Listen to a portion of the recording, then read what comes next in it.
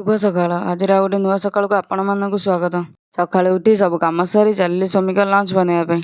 2 ଦିନ ହେଲାଣି ହାଟରୁ ପୋଇ ଧରିକି ଆସିଥିଲି। ବନେଇବି ବୋଲି ବନେଇ ପାରୁନଥିଲି। ଆଜି ଫାଇନାଲି ବନେଇବି।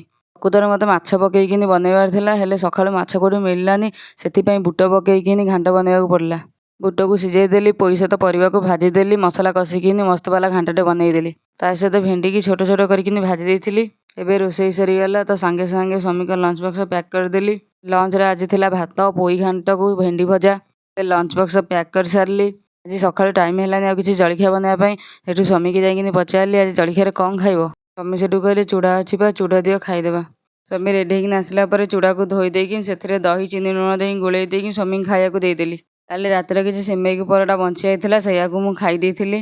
ସ୍ୱାମୀ ସନ୍ଧ୍ୟାରେ ଡ୍ୟୁଟିରୁ ଆସିଲା ପରେ ସାଙ୍ଗ ହେଇକି ଟିକେ ମାର୍କେଟ ଯାଇଥିଲୁ, ସେଠି ଗୁପଚୁପ୍ ଖାଇଥିଲୁ। ଆସିଲା ବେଳକୁ ଚିକେନ୍ ଧରିକିନି ଆସିଥିଲୁ। ରାତିରେ ଚିକେନ୍ କଷାକୁ ରୁଟି ସ୍ୱାମୀକି ଖାଇବାକୁ ଦେଇଥିଲି।